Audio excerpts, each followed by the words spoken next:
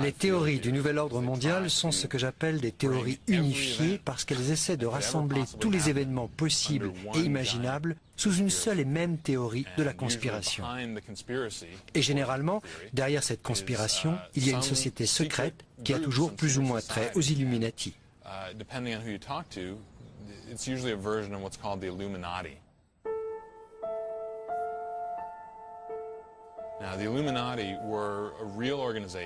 Les Illuminati ont réellement existé au XVIIIe siècle en Europe. C'était une organisation proche des francs-maçons, peut-être encore plus secrète, et nombreux sont ceux qui pensent qu'elle a joué un grand rôle lors de la Révolution française.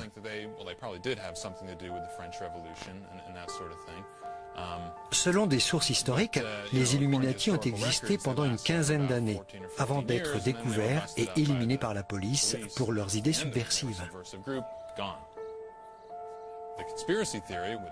La théorie de la conspiration veut nous faire croire que l'organisation a survécu jusqu'à aujourd'hui et remonte bien au-delà du XVIIIe siècle à des milliers d'années.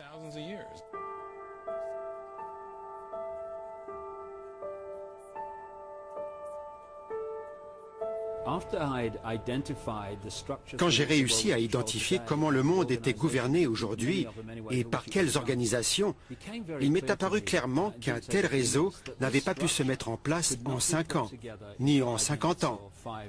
Ça remontait forcément beaucoup plus loin que ça.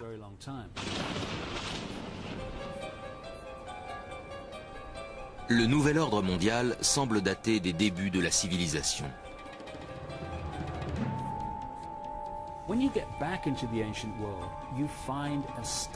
Quand on remonte aux origines primitives, on trouve toujours le même thème. Des dieux omniscients qui ont créé une ancienne civilisation avancée que l'archéologie et l'histoire moderne n'arrivent toujours pas à expliquer. Ces dieux d'origine reptilienne se sont reproduits avec l'humanité pour créer une race hybride de demi-dieux.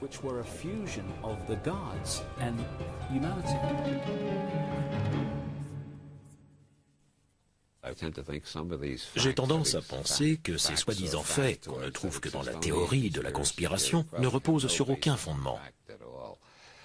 Mais j'aime la théorie selon laquelle des extraterrestres ont débarqué il y a 4000 ans sur Terre pour se reproduire avec des humains et contrôler le reste de l'humanité. Ça a un petit côté angoissant qui me plaît beaucoup.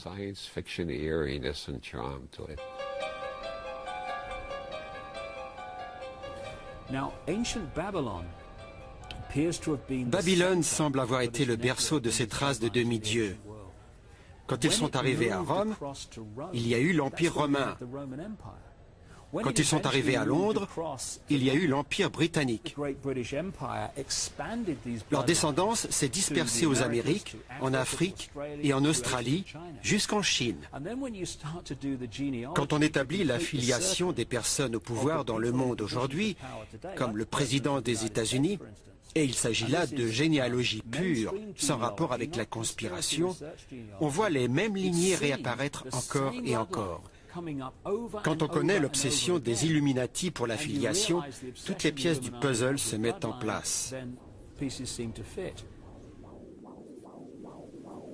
Ces Illuminati, qui sont en gros plus intelligents, plus beaux et plus forts que le reste de l'humanité, tirent toutes les ficelles.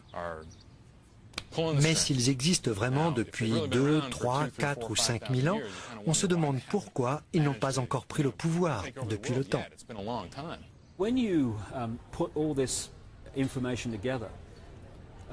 Quand on rassemble toutes ces informations, on voit qu'une seule et même filiation détient le pouvoir depuis l'aube des temps.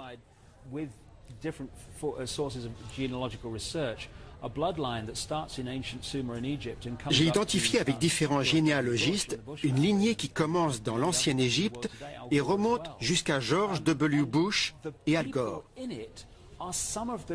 On y trouve les grands noms qui ont fait l'histoire au cours des 5000 dernières années. C'est incroyable.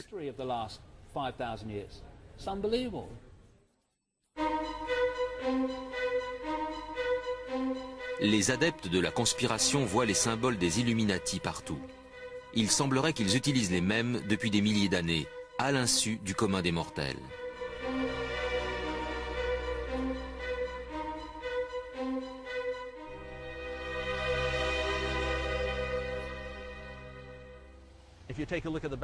Sur l'envers d'un billet de $, il est écrit Novus Ordo Seclorum, c'est-à-dire le nouvel ordre pour les siècles.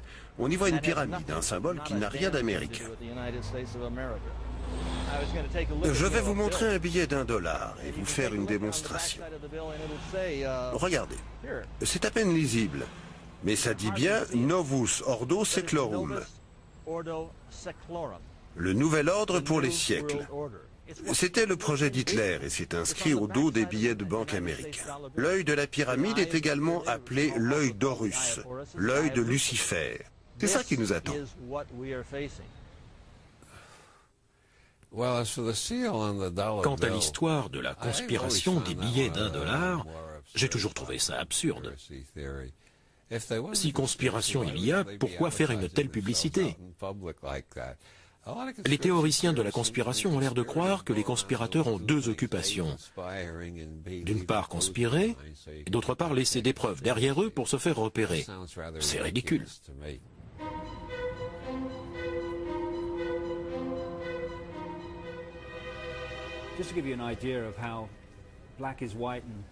Je vais vous prouver à quel point notre vision du monde est complètement faussée. Vous voyez la femme qui lève une torche dans la baie de New York. C'est la statue de la liberté, le symbole de la liberté. Du moins, c'est ce que pensent 99,99% des Américains. En fait, c'est un cadeau des francs-maçons français, un symbole des Illuminati qui signifie « Nous dominons le monde, mais comme vous ne connaissez pas notre langage secret, nous vous l'offrons comme le symbole de la liberté. Vous ignorez tout ce qui se passe. » Ça vient sûrement du fait que de nombreux membres de notre gouvernement étaient adeptes de la franc-maçonnerie, comme les fondateurs de notre pays. George Washington était maçon. Il y a un tableau célèbre qui le représente avec son tablier maçonnique. Un grand nombre des signataires de la Déclaration de l'Indépendance étaient francs-maçons. Et je crois qu'au moins 16 de nos présidents, je ne connais pas le nombre exact, l'étaient également. Avec autant de maçons au pouvoir, ce n'est pas étonnant de trouver des symboles maçonniques ça et là. Mais cela signifie-t-il pour autant qu'une conspiration maçonnique vise à gouverner les États-Unis ou le monde ?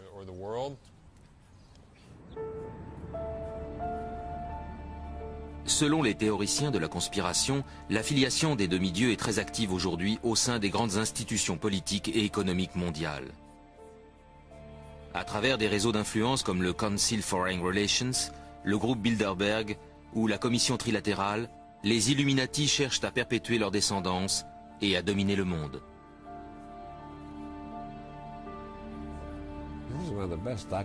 C'est l'un des faits les mieux documentés de la littérature de la conspiration.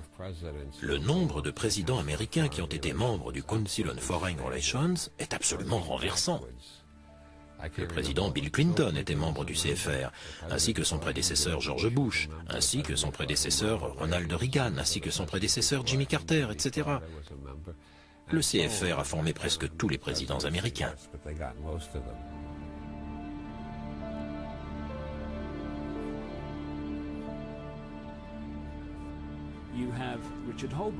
Richard Holbrooke, l'ambassadeur de Bill Clinton, était membre du groupe Bilderberg, de la commission trilatérale et du CFR.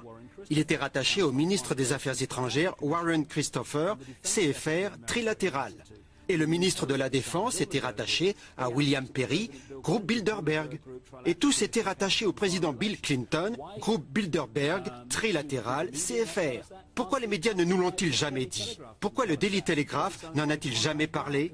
Parce qu'il est dirigé par Conrad Black, membre du groupe Bilderberg. Et pourquoi le Washington Post n'a-t-il pas révélé que tous ces gens étaient liés par les mêmes organisations? Parce qu'il est dirigé, du moins officiellement, par Catherine Graham, groupe Bilderberg, trilatéral, CFR. Et les trois grandes chaînes américaines ABC, CBS et NBC sont dirigées par des membres de ces trois organisations.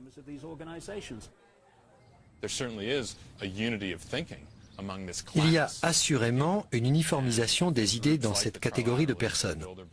Je pense que les organisations comme la Commission trilatérale ou le groupe Bilderberg servent à aplanir les divergences d'opinion qui pourraient exister entre les membres afin de former des vues communes. Elles deviennent souvent une politique commune quand ces mêmes gens entrent au gouvernement comme ministre des Affaires étrangères ou président des États-Unis. Alors comment devient-on membre du groupe Bilderberg, la plus prestigieuse des organisations secrètes? On essaie de choisir des hommes d'influence. C'est le but. On permet aux futurs dirigeants politiques de s'instruire sur le monde et de rencontrer des personnes qu'ils n'auraient pas l'occasion de rencontrer normalement.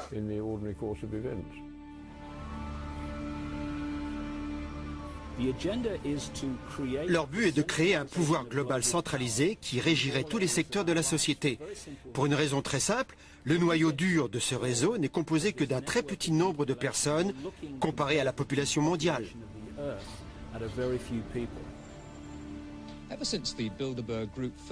Depuis le premier congrès du groupe Bilderberg en 1954, le but de ces réunions n'a jamais été divulgué. Les délégués se rencontrent pour 3 jours de débats secrets dont rien ne transparaît jamais. Le caractère secret, ou privé le mot est plus juste, de ces réunions a toujours été bien préservé. Mais inévitablement, ça a donné lieu à des théories de la conspiration des deux côtés de l'Atlantique. Les Américains y ont vu un complot destiné à ébranler les États-Unis, et les Européens ont dit que c'était une tentative de renverser les gouvernements de gauche en Europe et en Amérique du Sud. Ça n'était bien sûr ni l'un ni l'autre. Néanmoins, les congrès annuels du groupe Bilderberg continuent d'attirer les suspicions. En 1998, la conférence a lieu en Écosse. Un journaliste audacieux tente de s'y introduire. J'ai appris par un informateur que le groupe Bilderberg tiendrait son congrès d'été annuel ici, à Turnberry. Je savais vaguement qu'il s'agissait d'hommes et de femmes de pouvoir qui se réunissaient chaque année. Partout aux alentours, il y avait des policiers en uniforme ou en tenue de combat qui bouclaient les lieux.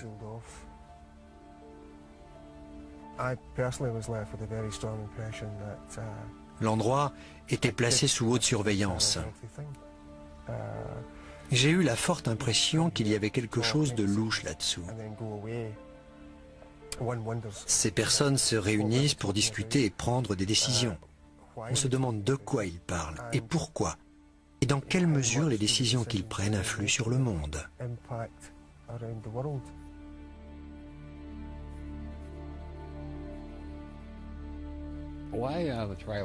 Pourquoi la commission trilatérale, le CFR et le groupe Bilderberg sont-ils aussi opaques? J'ai tourné et retourné la question dans ma tête pour essayer de trouver une alternative aux théories de la conspiration qui soupçonnent ces gens de comploter d'affreuses choses contre le reste de l'humanité. Et je pense que la réponse est qu'ils complotent effectivement des choses qu'ils ne tiennent pas à divulguer, pour la bonne raison que chacun a droit d'avoir des secrets. Pas question d'examiner leurs comptes ou leurs recherches. Il y a un aspect secret qui réside dans la nature même d'une organisation et qui veut qu'on ne divulgue pas grand-chose, même si c'est inoffensif. La peur est en grande partie inspirée par la jalousie. Les gens ordinaires n'ont d'ailleurs pas peur de nous. Mais les journalistes veulent vendre du papier. Et si pour ça il leur faut inventer une conspiration, ils n'hésitent guère.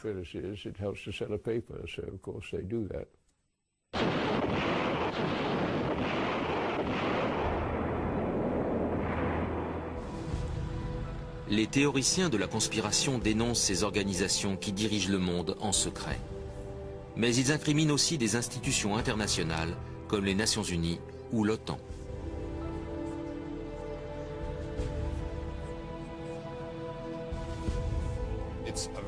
La plupart des lobbies de droite de ce pays tendent à croire que les Nations Unies sont une organisation politico-militaire. Ils pensent qu'elles ont pour but de prendre le pouvoir par la force aux États-Unis afin d'établir un gouvernement mondial unique grâce à l'OTAN, leur bras armé.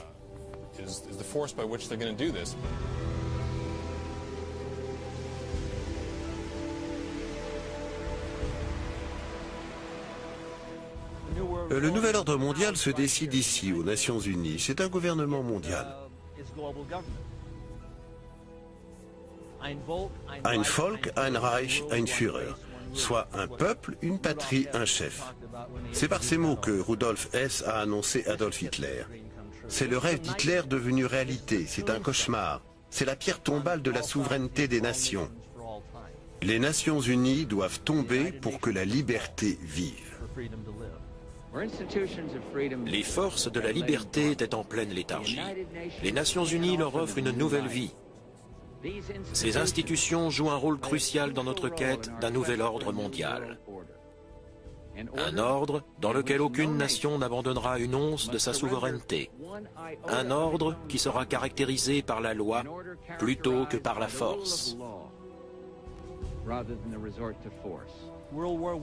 La Première et la Seconde Guerre mondiale ont été déclenchées pour créer les Nations Unies. Elles font commerce de la guerre.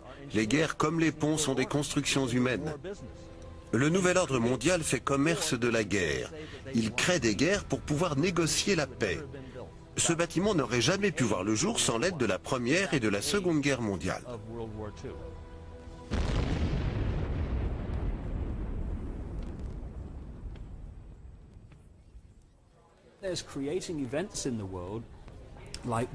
Il déclenche des événements comme les guerres et les attaques terroristes, les dévaluations et les krachs boursiers, pour que la population les appelle au secours. Et ensuite, ceux-là même qui sont secrètement responsables du problème proposent des solutions à la demande du peuple. C'est l'un des leitmotifs des théoriciens de la conspiration. Ils vous diront à propos des Nations Unies, les Nations Unies sèment des foyers d'insurrection et d'opposition à travers le monde entier pour pouvoir intervenir et prendre le pouvoir. C'est un prétexte pour s'ingérer à l'étranger. Quand on entend ça, on peut penser que ce n'est pas entièrement dépourvu de bon sens, parce que ça s'est déjà vu. Mais on peut se dire aussi que tout ça entre un peu trop facilement dans les cases de la conspiration, et qu'il y existe peut-être une approche différente, un peu plus originale et sûrement plus édifiante.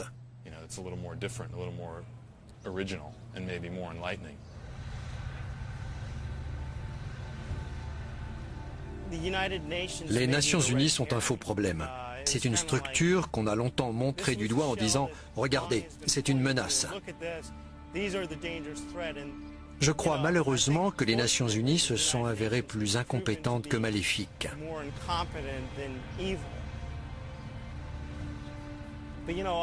Jusqu'à récemment, on nous brandissait les Nations Unies sous le nez et pendant ce temps-là, tranquillement, l'Organisation mondiale du commerce fixait les règles du commerce international, tandis que le Fonds monétaire international et la Banque mondiale dessinaient l'économie mondiale et dictaient leurs exigences aux pays en voie de développement. Tout cela au seul profit des grandes multinationales. On s'est dit alors qu'il y a eu beaucoup de battages autour des Nations Unies pour créer une diversion.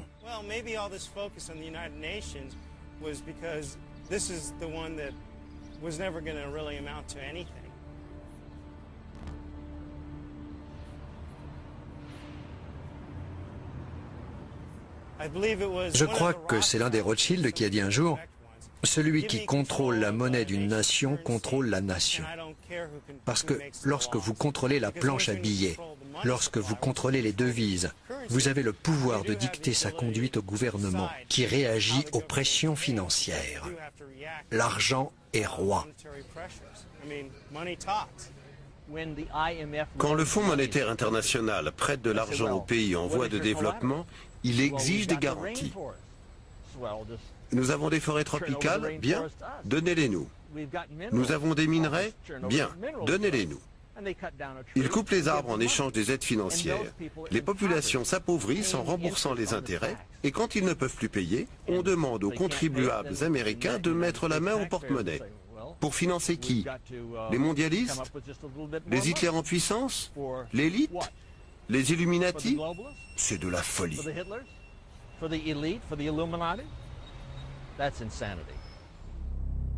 Est-ce là le but ultime des Illuminati? Cherche-t-il à contrôler l'économie mondiale pour contrôler le monde? Des centaines d'antimondialistes essaient d'empêcher la Banque mondiale et le Fonds monétaire international de se réunir. À chaque coin de rue, les manifestants ont formé des chaînes humaines pour tenter d'empêcher les réunions d'avoir lieu. Les manifestants disent que le FMI et la Banque mondiale contribuent à l'appauvrissement mondial.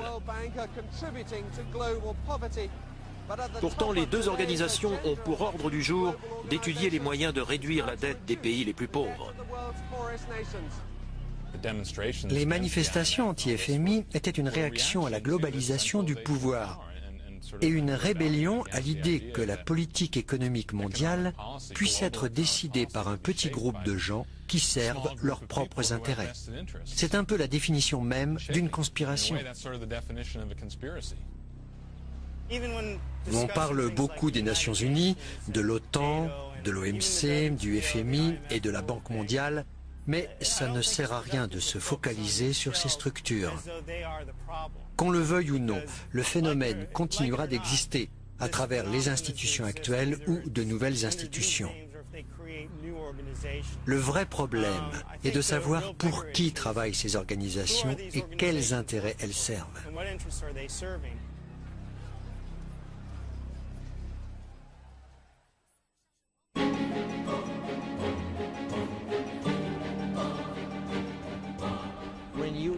Quand on est privé de sa liberté, de sa famille, de son pays et de ses droits, on mène une vie d'esclave.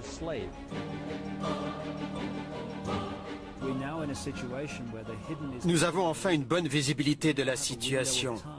Nous disposons d'une courte fenêtre de tir pour mettre du sable dans l'engrenage. Il faut que l'humanité prenne conscience de ce qui se trame, ce qu'elle n'a pas eu la capacité ou le désir de faire jusqu'à maintenant. Car si nous ne réagissons pas très vite, alors le nouvel ordre mondial deviendra une réalité.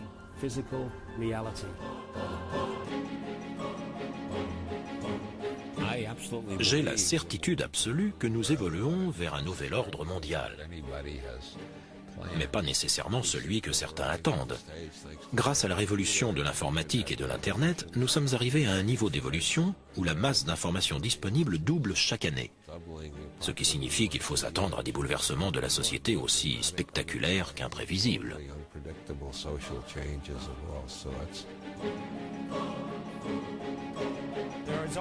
Le peuple a toujours été contrôlé par une structure autoritaire. On pourrait argumenter qu'au cours des 50 dernières années, cette autorité s'est accrue, quoique de manière plus subtile. Mais elle a toujours existé. Alors, prétendre qu'il n'existe pas derrière une sorte de société secrète, aux vues mystiques, serait faire preuve d'un manque de réalisme.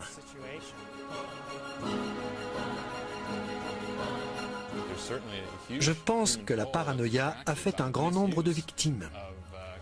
Je fais la distinction entre la paranoïa et la recherche sur les conspirations, parce que les conspirations, elles, existent réellement.